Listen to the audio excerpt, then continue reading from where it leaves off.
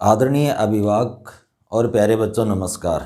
एक बार फिर GIS online कक्षा में आपका हार्दिक स्वागत, अभिनंदन। मैं राजेंद्र प्रसाद। देखिए प्यारे बच्चों, आज हम अपनी हिंदी ग्रामर का जो 15 नंबर चैप्टर है वो पढ़ने जा रहे हैं, वाच्य। देखिए वाच्य क्या होता है। वाच्य इंग्लिश के अंदर आपने वॉइस पढ़े हैं, अर्थात एक्टिव वॉइस, पैसिव वॉइस। उसी को हिंदी के अंदर क्या कहते हैं? वाच्य कहते हैं। तो सबसे पहले हमें ये जानना ज़रूरी है कि वाच्य होता क्या है, वॉइस होता क्या है, इसके बारे में जानना बहुत ही आवश्यक है। 8th क्लास के जो स्टूडेंट हैं वो अच्छे से जानते हैं, क्योंकि उन्होंने पिछली साल है वो 7th क्लास में पढ़ा था, और 7th वाले जो बच्चे हैं उनके लिए ये चीज़ नई है। तो देखिए वॉइस कहने का मतलब ये है प्यारे बच्चों कि एक तरीका होता है, एक बोलने का एक अंदाज होता है हर व्यक्ति का, वही क्या है? वॉइस है। तो यहाँ हम बात करेंगे, कुछ उदाहरणों के द्वारा इस चीज़ को हम समझेंगे। देखिए जैसे रमेश पत्र लिखता है। रमेश पत्र लिखता है। सीता के द्वारा दूध पिया जाता है। दादाजी से चला नहीं जाता। देखिए ये 3 सेंटेंस मैंने लिखे हैं यहाँ। इस चीज़ को हम अच्छे से समझेंगे कि आखिर ये वॉइस है क्या और वाच्य होता क्या है। तो देखिए प्यारे बच्चों कि फर्स्ट जो हमारा सेंटेंस है उसके अंदर हम देख रहे हैं कि रमेश पत्र लिखता है। यहाँ 2 चीज़ों पर हम ध्यान दे रहे हैं कि रमेश इस वाक्य का क्या है? करता है। ठीक है। लिखता क्या है? इसमें क्रिया है। ठीक है। थर्ड इसके अंदर एक और शब्द आया है, पत्र। पत्र ये क्या है? इसी कर्ता के द्वारा किया जा रहा है, वो जो कार्य यानी लिखने का काम किया जा रहा है। क्या लिख रहा है? वो पत्र लिख रहा है। इसका मतलब इस वाक्य का ये क्या है? कर्म है। ठीक है। तो अब इस चीज को हम समझ रहे हैं कि रमेश है वो करता है। ठीक है। और वो क्रिया इसके अंदर क्या है? लिखता। कर्म इसके अंदर क्या है? पत्र। तो यहां हम देख रहे हैं कि क्रिया का एक रूप हमें ये बताता है कि इस क्रिया का लिंग है या लिंग है या वचन है या जो पुरुष है वो इस क्रिया के अनुसार है या कर्ता के अनुसार है। देखिए यहां हम देख रहे हैं ता, इसका मतलब इसके अंदर अगर हम देखें कि लिखता, इसका मतलब इसके अंदर क्या है? क्रिया इसकी क्या है? पुल्लिंग है। कर्ता पुल्लिंग है, क्रिया भी इसकी पुल्लिंग है। देखिए फिर रमेश एक वचन है, लिखता क्रिया भी क्या है? एक वचन है। ठीक है। तो हम देख रहे हैं कि यहां वचन सेम है, पुल्लिंग के अनुसार पुल्लिंग है, यानी कि कर्ता के अनुसार ही यहां क्रिया है वो आ रही है। कहने का मतलब यह है कि कर्ता के अनुसार इसमें क्रिया है। ठीक है ना। इस चीज को अच्छे से देखिए, समझें कि इसके अंदर हम देख रहे हैं कि कर्ता रमेश है, वो एक वचन है, पुल्लिंग है। यहां हम क्रिया देख रहे हैं तो वो भी क्या है? एक वचन में ही है और पुल्लिंग है। ठीक है। नेक्स्ट इसके अंदर कर्म है, इसका कोई मतलब नहीं है, यानी कि इसके अंदर हम यहां अगर और भी कुछ लिख देना कि भजन लिखता है तो भी कोई फर्क पड़ने वाला नहीं है। रमेश भजन लिखता है, यहां इसका कोई प्रभाव नहीं पड़ा, अर्थात क्रिया है वो कर्ता के अनुसार ही आ रही है। क्रिया पर कोई किसी प्रकार का कोई प्रभाव नहीं पड़ा है। नेक्स्ट देखिए, सीता के द्वारा दूध पिया जाता है। सीता के द्वारा दूध पिया जाता है। ऊपर वाले वाक्य में हमने देखा कि रमेश है वो एक वचन है, पुल्लिंग है, क्रिया भी उसी के अनुसार आई है। नेक्स्ट में हम देख रहे हैं कि सीता है वो एक स्त्रीलिंग है, उस कर्ता क्या है, स्त्रीलिंग है, लेकिन यहां पर जो क्रिया का जो रूप है वो पुल्लिंग है। पिया जाता है, खाया जाता है, जाता। अब दूध क्या है, दूध क्या है, इस वाक्य का कर्म है, इस वाक्य का क्या है, कर्म है। तो यहां हम देख रहे हैं स्त्रीलिंग है इस वाक्य का कर्ता, लेकिन इसकी क्रिया क्या है, पुल्लिंग है। इसका मतलब है इसके अंदर जो क्रिया आई है वो कर्ता के अनुसार क्रिया नहीं है। दूसरी बात हम देख रहे हैं कि इसके अंदर कर्म क्या है, दूध है, और कर्म दूध होने की वजह से वो क्या है, पुल्लिंग है, पुल्लिंग शब्द है दूध। तो अब अगर हम देखें कि दूध एक शब्द पुल्लिंग है तो इसकी क्रिया भी क्या है, पुल्लिंग है। अर्थात यहां पर किसकी प्रधानता है, इस वाक्य के अगर हम देखें प्यारे बच्चों, सीधी सीधी बात करेंगे, कर्ता है इसमें कोई मायने नहीं रखता है, ठीक है ना।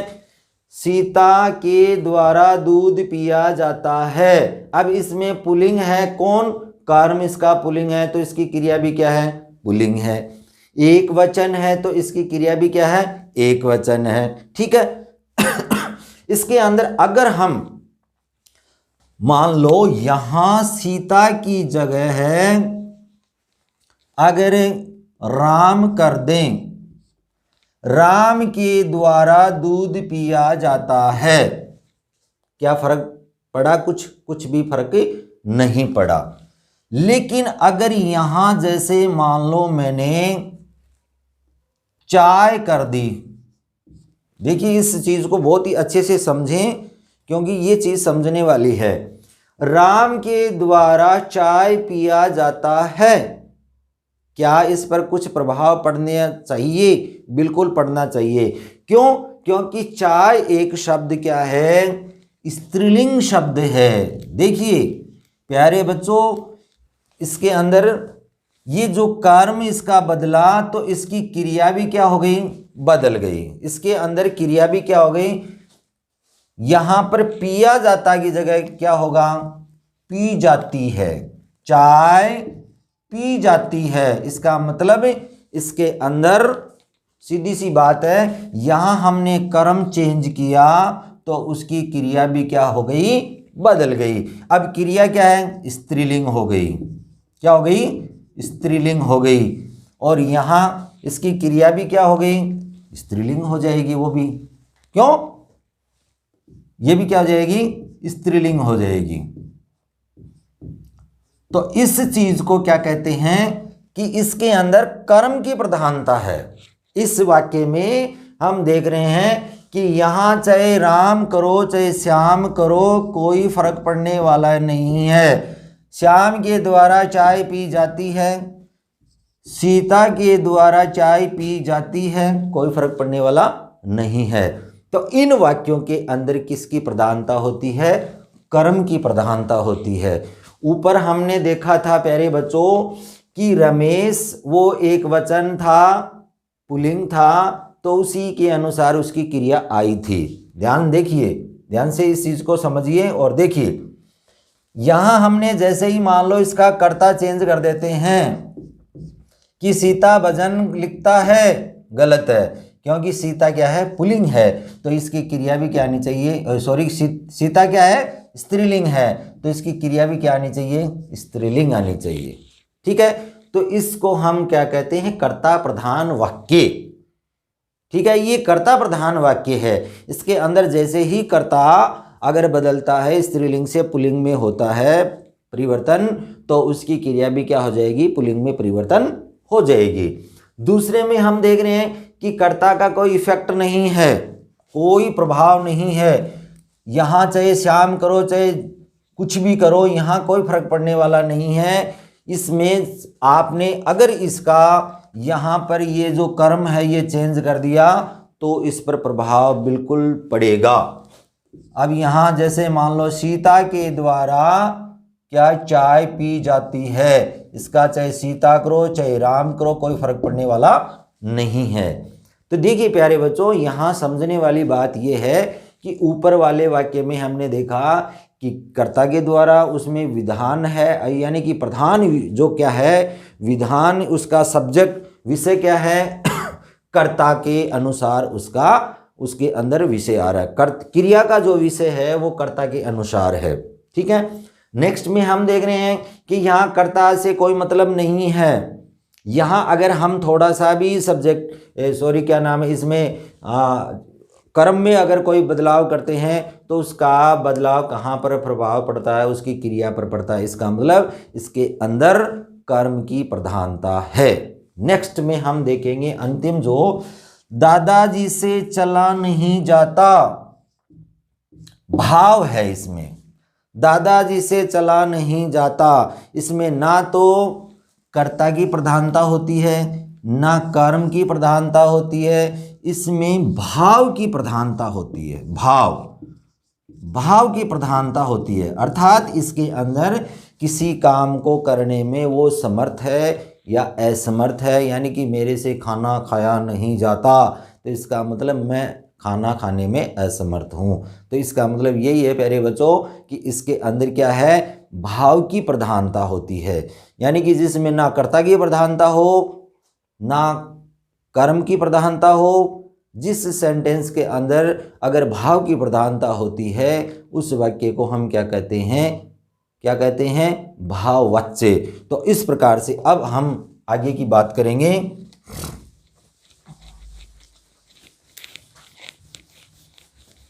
कि इसकी परिभाषा ये थी। क्या परिभाषा थी कि क्रिया के जिस रूप से ये पता चले कि वाक्य में कर्म की प्रधानता है, कर्ता की प्रधानता है या फिर भाव की प्रधानता है, अर्थात जो क्रिया का जो विषय है वो कर्ता पर निर्भर है या कर्म पर है या भाव पर है, उसी को हम क्या कहते हैं, वाच्य कहते हैं। तो देखिए इस प्रकार से हमने देखा कि वाच्य क्या होता है, ये क्रिया का ही एक रूपांतरण होता है प्यारे बच्चों। ये क्रिया का रूप बदलता रहता है। आपने देखा कि कर्ता के अनुसार क्रिया का रूप बदल रहा है, कभी कर्म के अनुसार क्रिया का रूप बदल रहा है। तो इसका मतलब उसके अंदर किसकी प्रधानता है, क्रिया है मुख्य।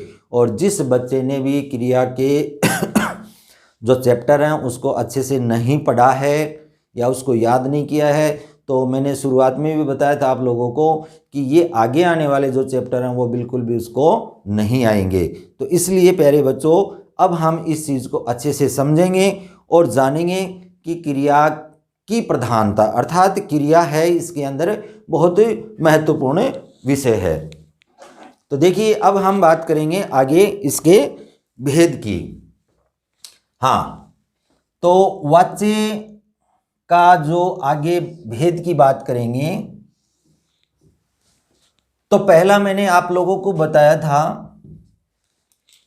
कि कर्ता प्रधान विषय है, जिसमें विषय है वो कर्ता प्रधान है, अर्थात उसका जो वाक्य का जो अगर बात करें उसमें प्रधानता किसकी है तो वो क्या होता है, कर्ता की प्रधानता है।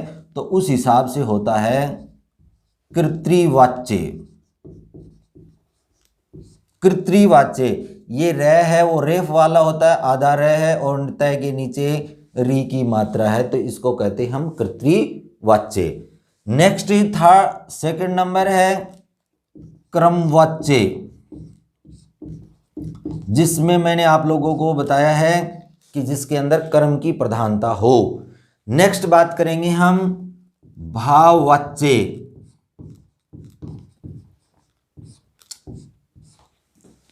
तो अब हम बारी बारी से इनको थोड़ा सा और पढ़ेंगे, कुछ सेंटेंस के द्वारा इनको समझेंगे और इस चीज़ को आगे से बहुत ही अच्छे तरीके से तैयार करेंगे। तो देखिए कर्तृवाच्य, active voice, active voice, active voice और पैसिव वॉइस। ठीक है, पैसिव वॉइस, पैसिव वॉइस।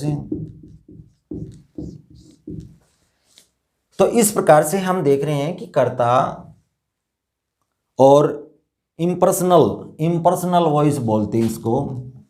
कर्तृवाच्य, कर्तृवाच्य क्या होता है? एक्टिव वॉइस होता है। एक्टिव अर्थात जिसके अंदर क्रिया के जिस रूप से कर्ता की प्रधानता का बोध हो, यानी कि इसके अंदर हम कोई भी वाक्य अगर हम देखते हैं तो उस वाक्य के अंदर क्या होता है? कर्ता की प्रधानता होती है। इसमें एक सबसे महत्वपूर्ण बात यह है प्यारे बच्चों कि इसके अंदर सक्रामक और आक्रामक क्रियाएं आती हैं। एक्टिव वॉइस में कर्तृवाच्य में सक्रामक और आक्रामक क्रियाएं दोनों आ सकती हैं। जैसे रंजन उपन्यास पढ़ता है, रंजन उपन्यास पढ़ता है। बच्चे खेल रहे हैं, खेल रहे हैं।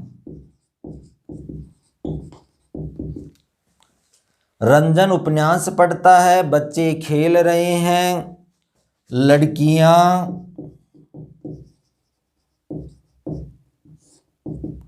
नृत्य करती हैं, राधा भजन गाती है।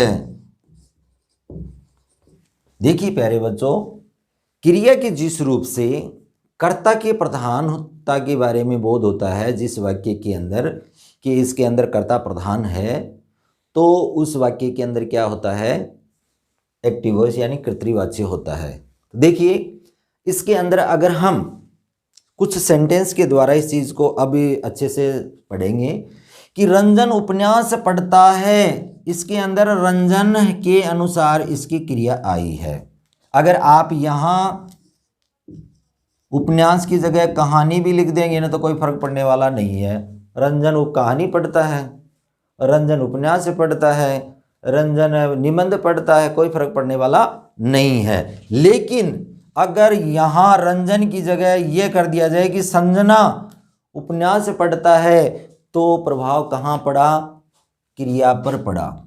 और ये क्या हो गया? संजना उपन्यास पढ़ती है, संजना कहानी पढ़ती है। इसका मतलब ये कि वाक्य क्या है? कर्ता प्रधान है, यानी कि कर्तृवाच्य। बिल्कुल। नेक्स्ट प्यारे बच्चों देखिए, बच्चे खेल रहे हैं, बच्चे खेल रहे हैं। इसका मतलब यहाँ अगर बच्चे की जगह अगर हम ये कर दें और कोई कुछ भी कर दें, जैसे बालक खेल रहे हैं, कोई फर्क नहीं पड़ा। लेकिन यहाँ कर दें सीता खेल रहे हैं, तो क्या हो जाएगा? गलत हो जाएगा। इसलिए ये क्या है? कर्ता के अनुसार जहाँ क्रिया आती है वही क्या होता है? कर्तृवाच्य होता है। नेक्स्ट, लड़कियां नृत्य करती हैं। अब लड़कियां नृत्य करती हैं, यहाँ अगर आप ये कर दो कि लड़कियां नाच करती हैं तो भी कोई फर्क पड़ने वाला नहीं है। यहाँ अगर आप और कुछ भी लिख दो इसकी जगह तो भी कोई फर्क पड़ने वाला नहीं है। लेकिन यहाँ लड़कियों की जगह अगर आप ये कर दो कि आदमी, आदमी शब्द लिख दिया आपने, आदमी नृत्य करती है, इसका मतलब ये क्या हो गया? रॉन्ग हो गया सेंटेंस। क्यों रॉन्ग हो गया? क्योंकि हमने ये कर्तृवाच्य था और इसका हमने कर्ता क्या कर दिया? बदल दिया। और कर्ता जब बदल जाता है तो उस वाक्य का क्या हो जाता है? कर्म न बदल के क्या होता है? उसकी क्रिया बदलती है। और क्रिया पर प्रभाव ज़्यादा पड़ता है। इसका मतलब ये है प्यारे बच्चों कि ये जो सारे वाक्य हैं वो क्या है, कर्तृवाच्य हैं, अर्थात इसमें कर्ता की प्रधानता है। नेक्स्ट, राधा भजन गाती है। अब राधा की जगह आप चाहे सीता कर दो तो भी ठीक है, लेकिन यहां कर दिया आपने सजन, सजन भजन गाती है, तो क्या हो जाएगा, ये गलत हो जाएगा। क्यों? क्योंकि हमने ये कर्तृवाच्य था और इसका कर्ता चेंज कर दिया, यानी कि पुल्लिंग था उसका हमने क्या कर दिया, स्त्रीलिंग कर दिया, तो उस पर प्रभाव किस पर पड़ा, क्रिया पर पड़ा। इसका मतलब ये है प्यारे बच्चों कि कर्ता के अनुसार, कर्ता के अनुसार जिसमें क्रिया हो वो क्या होता है, कर्तृवाच्य होता है। यानी कि उसके अनुसार उसमें अगर एक वचन है तो एक वचन ही क्रिया होनी चाहिए, अगर वो पुल्लिंग है तो पुल्लिंग ही क्रिया होनी चाहिए, ठीक है ना। उसका पुरुष क्या है, उसी के अनुसार उसका पुरुष होना चाहिए, उसी के अनुसार उसका सारा सब कुछ होना चाहिए, किसके अनुसार, कर्ता के अनुसार। नेक्स्ट बात करेंगे हम, ये तो था कर्तृवाच्य, अब हम बात करेंगे कर्मवाच्य की। कर्मवाच्य प्यारे बच्चों मैंने आप लोगों को शुरुआत में बताया था कि इसमें कर्ता की प्रधानता नहीं होती, किसकी प्रधानता होती है, इसमें केवल कर्म की प्रधानता होती है।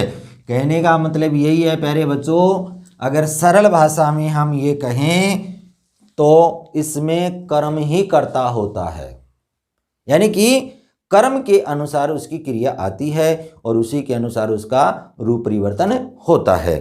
देखिए अगर हम जैसे रंजन से उपन्यास पढ़ा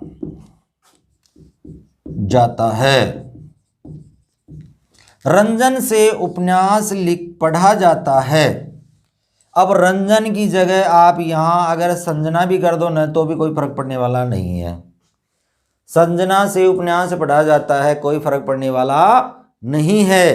क्यों? क्योंकि ये वाच्य है या ये जो हमारा सेंटेंस है वो कर्म प्रधान है, अर्थात इसमें क्या है, कर्म की प्रधानता है। अगर यहाँ उपन्यास की जगह अगर मैं यहाँ कहानी लिख देता हूँ तो देखिए अब क्या होता है, देखिए जैसे यहाँ फिर हम रंजन ही कर देते हैं, ठीक है, रंजन से कहानी पढ़ा जाता है, रंजन से कहानी पढ़ा जाता है, इसका मतलब कहाँ प्रभाव पड़ा, यहाँ क्रिया पर प्रभाव पड़ा। क्यों? क्योंकि ये क्या है, कर्ता प्रधान वाक्य नहीं है, ये कर्म प्रधान वाक्य है। और ये क्या हो जाएगा, रंजन से कहानी पढ़ी जाती है। अब ये क्या हो गया, सही वाक्य हो गया। क्यों? क्योंकि इसका हमने क्या किया था, कर्म चेंज किया था, कर्म, इसका ये कर्म बदलते ही और इसकी क्रिया का रूप भी क्या हो गया, बदल गया, क्योंकि ये कर्म प्रधान वाक्य है। एक महत्वपूर्ण बात और है प्यारे बच्चों कि जैसे मैंने यहाँ बताया आप लोगों को कि एक्टिव वॉइस होता है, कर्तृवाच्य होता है, उसमें सकर्मक और अकर्मक क्रियाएं दोनों आती हैं। लेकिन अगर हम बात करें कर्मवाच्य की तो इसके अंदर क्या होता है, केवल सकर्मक क्रियाएं आती हैं। देखिए इसमें कर्म ही नहीं है क्रिया के साथ में, तो फिर काहे का कर्मवाच्य वो, इसका मतलब उसके अंदर वाक्य के अंदर क्या होना चाहिए, कर्म होना चाहिए। अगर कर्म नहीं है तो वो क्या है, वाच्य कर्म प्रधान वाक्य या कर्मवाच्य नहीं है।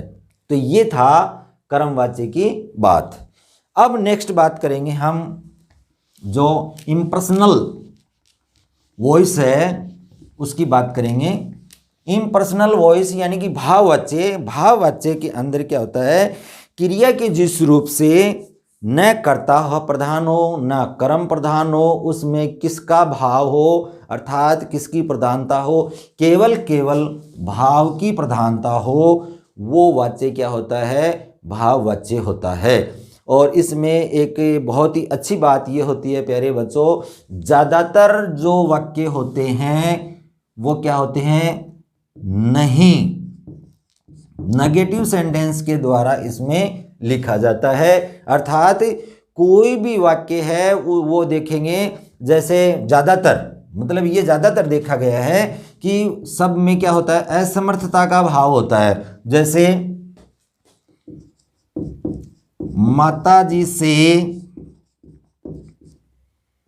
खाना नहीं पकाया जाता, ठीक है। सीता से चला नहीं जाता, राम से नहाया नहीं जाता। तो इसमें ज़्यादातर क्या होता है, ये कहते हैं कि एक बार मैंने एक वीडियो देखा था, उसमें बताया गया था कि ज़्यादातर है वो क्रियाएं आक्रामक ही होती हैं। ये ज़रूरी नहीं है, लेकिन फिर भी हम कह सकते हैं कि इसके अंदर है वो आक्रामक क्रियाएं ही आती हैं। तो एक तो ये बात है कि अब थोड़ा सा हम इसका रूप परिवर्तन, अर्थात कर्मवाच्य से कर्तृवाच्य, कर्तृवाच्य से कर्मवाच्य, इस चीज़ को और समझेंगे अच्छे से, और इसके नियम समझेंगे कुछ कि कैसे क्या होता है। तो देखिए प्यारे बच्चों, इस चीज़ को हम अच्छे से और कुछ उदाहरणों के द्वारा इस चीज़ को समझेंगे। तो देखिए, पहला जो नियम बताया गया है इसमें कि कर्तृवाच्य से कर्मवाच्य में बदलेंगे तो क्या किया जाता है। अब कर्तृवाच्य से कर्मवाच्य में अगर हम बदलते हैं तो क्या होगा कि इसके अंदर जो कर्म होता है, यानी कि इसमें कर्ता प्रधान था, इसमें हम इसके अंदर क्या करेंगे, कर्म को प्रधान बनाएंगे, ठीक है। पहली बात तो क्या होगा, कर्म प्रधान होगा वो, तो कर्म को क्या कर देंगे, कर्ता के रूप में बदल देंगे। अर्थात जैसे कोई भी, जैसे मान लो सेंटेंस है कि राम पुस्तकें पढ़ता है, राम पुस्तकें पढ़ता है। अगर इसी को अगर हम किस में बदलेंगे, कर्मवाच्य में बदलेंगे तो कैसे बदलेंगे। एक तो इसके अंदर मैंने बताया कि कर्म है वो प्रधान हो जाएगा, यानी कि कर्ता अब उसमें कोई मायने नहीं रखेगा, किसकी प्रधानता हो जाएगी, कर्म ही कर्ता बन जाएगा, ठीक है। दूसरा इसके अंदर हम एक चीज को और देखेंगे कि एक तो से के द्वारा, और एक होता है द्वारा, और एक के द्वारा, ठीक है। ये जोड़ करके कर्ता के आगे ये जोड़ेंगे हम कि कर्ता जिस वाक्य का कर्ता है ना, अब कर्ता तो वही रहेगा, लेकिन अब जैसे राम से पुस्तक पढ़ी जाती है, राम से पुस्तक पढ़ी जाती है। अब इसके अंदर से चिन्ह लगा दिया हमने, कहाँ लगा दिया, कर्ता के बाद में, या फिर इसके आगे हम द्वारा भी जोड़ सकते हैं। ये जरूरी नहीं है कि से ही लगाया जाए। राम के द्वारा पुस्तक पढ़ी जाती है। अब यहाँ ये क्या हो गया, ये कर्तृवाच्य से कर्मवाच्य में बदल गया। अगर इसी को अगर हम भाववाच्य में बदल देंगे तो भी क्या लगभग ये ऐसा का ऐसा ही रहेगा। इसमें द्वारा की जगह हम क्या करेंगे, से चिन्ह लगता है। कोई भी अगर आप कर्तृवाच्य से या कर्मवाच्य से अगर भाववाच्य में बदलते हैं तो कर्ता के बाद में क्या जोड़ा जाता है, से जो विभक्ति होती है वो जोड़ी जाती है। ठीक है, लेकिन एक और बात बता दूं मैं आपको कि जो धातु है उसके आगे जा जोड़ दिया जाता है, जा। जैसे यहां पढ़ता, पढ़ता की जगह हमने क्या कर दिया, पढ़ी, और भूतकाल में वो क्रिया हो जाएगी, सामान्य भूतकाल में वो क्रिया बदल जाती है। जैसे कर्मवाच्य से कर्तृवाच्य से कर्मवाच्य में बदलेंगे तो वो एक तो से जो है वो कर्ता के बाद में जोड़ेंगे, और फिर जो हमारी क्रिया है वो सामान्य भूतकाल में हो जाएगी। और दूसरी बात, जो हमारा धातु था उसके आगे जो जा के बाद में जोड़ करके, धातु है उसके बाद में जा जोड़ दिया जाता है। यानी कि जैसे ये धातु था और उसके आगे हमने क्या कर दिया, जा। और अब पुस्तक जाता तो कर नहीं सकते, क्योंकि पुस्तक है वो क्या है, इसके अंदर कर्म है और वो एक स्त्रीलिंग शब्द है, तो इसकी क्रिया भी क्या हो जाएगी, स्त्रीलिंग हो जाएगी। वो एक वचन है तो क्रिया भी क्या हो जाएगी, एक वचन ही हो जाएगी। यहाँ राम की जगह आप सीता भी कर दो तो भी कोई फर्क पड़ने वाला नहीं है। क्यों? क्योंकि ये कर्ता प्रधान वाक्य नहीं है, बल्कि ये कर्मवाच्य है, और इसलिए कर्मवाच्य है तो इसमें कर्म का ही क्या है, सबसे महत्वपूर्ण रोल है। तो ये था प्यारे बच्चों। अब हम ये चीज सीख रहे हैं कि कर्तृवाच्य से कर्मवाच्य में बदलने के कुछ नियम। तो ये जो एक दो मैंने आपको नियम बताए कि कर्तृवाच्य से कर्मवाच्य में बदलते समय हमें एक तो ये ध्यान रखना है कि कर्म के अनुसार उसका लिंग वचन काल है वो किसके अनुसार आना चाहिए, कर्म के अनुसार उसकी क्रिया का रूप है वो लिंग वचन है वो आना चाहिए। दूसरी बात ये बताई मैंने आप लोगों को कि पहले उसमें तो कर्ता प्रधान था, तो इसका मतलब कर्ता ही उसमें मुख्य था, लेकिन यहाँ हम कर्म को क्या कर देंगे, कर्ता के रूप में बदल देते हैं। नेक्स्ट बात हम और बात करेंगे, तो वो करेंगे हम कर्मवाच्य से भाववाच्य या फिर कर्तृवाच्य से भाववाच्य में बदलना। तो देखिए, कर्मवाच्य से या फिर ये कह सकते हैं हम कर्तृवाच्य, ज़्यादातर ये देखा जाता है कि किसी भी वाक्य को क्या करते हैं कि कर्तृ से किस में जोड़ा जाता है, कर्तृ से परिवर्तन होता है कर्मवाच्य में। ठीक है, इसमें मैंने आप लोगों को कुछ नियम बताए, जो नियम थे हमारी पुस्तक में भी लिखे हुए हैं, वो पढ़ लेना आप, और मैंने भी बताए आप लोगों को। और कुछ और बाकी का क्या किया जाता है, कर्तृवाच्य से कर्मवाच्य में बदला जाता है। और फिर कई जगह यह भी देखा गया कर्मवाच्य से भाववाच्य में भी बदला जाता है, तो वो विभक्ति के द्वारा हम बदल सकते हैं। तो देखिए, जो दूसरा जो नियम है, यानी कि कर्तृवाच्य से भाववाच्य में बदलने के लिए हमें क्या करना पड़ता है। जैसे हमने लिखा बुढ़िया नहीं चलती है, बुढ़िया नहीं चलती है, बुढ़िया नहीं चलती है। अब ये क्या है, कर्तृवाच्य है। ठीक है, कर्तृवाच्य को हमें किस में बदलना है, हमें भाववाच्य में बदलना है। तो भाववाच्य में बदलने के लिए हमें क्या होना चाहिए, ना तो इसमें कर्ता प्रधान होना चाहिए, इसमें ना कर्म प्रधान होना चाहिए, इसके अंदर क्या आना चाहिए, भाव की मुख्यता आना चाहिए, भाव की प्रधानता होनी चाहिए। इसका विषय क्या होना चाहिए, भाव होना चाहिए। क्रिया का जो विषय है वो क्या होना चाहिए, भाव होना चाहिए। देखिए, जैसे अब इसके अंदर क्या करेंगे, एक तो मैंने आप लोगों को बताया था कि भाववाच्य में जब हम बदलते हैं किसी भी वाक्य को तो कर्ता के बाद में से चिन्ह लगाते हैं। ठीक है, तो जैसे इसमें बुढ़िया से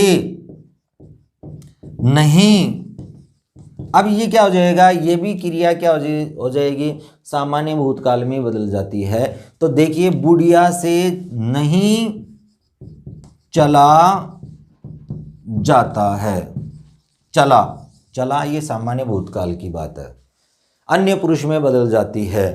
तो इसका मतलब बुढ़िया से चला नहीं चला जाता है। अब ये क्या हो गया, भाववाच्य हो गया कि बुढ़िया के द्वारा है, बुढ़िया से नहीं चला जाता है, कि उसमें वो चलने में क्या है, असमर्थ है। ठीक है।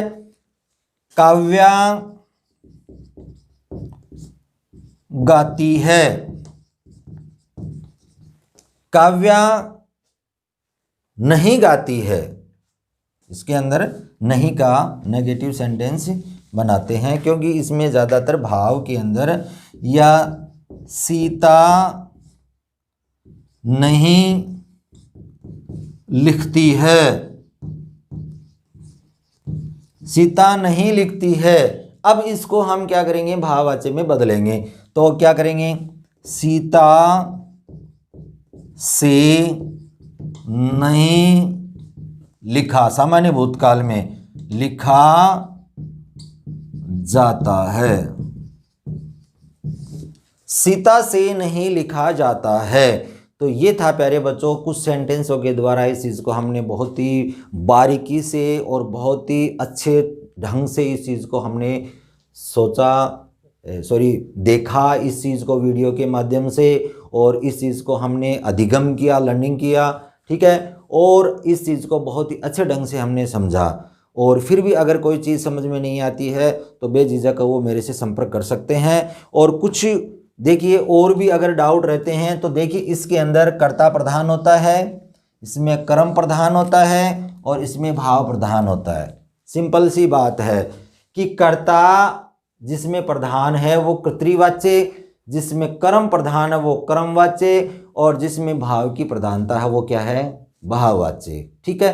तो ये हमारा चैप्टर था, बहुत ही एक मतलब है ना सही मतलब ढंग से अगर आप देखें तो बहुत ही सरल एक चैप्टर है। इसको कोई है ना ज़्यादा इतना मतलब भार समझने वाली बात नहीं कि वॉइस है क्या और क्या नहीं है।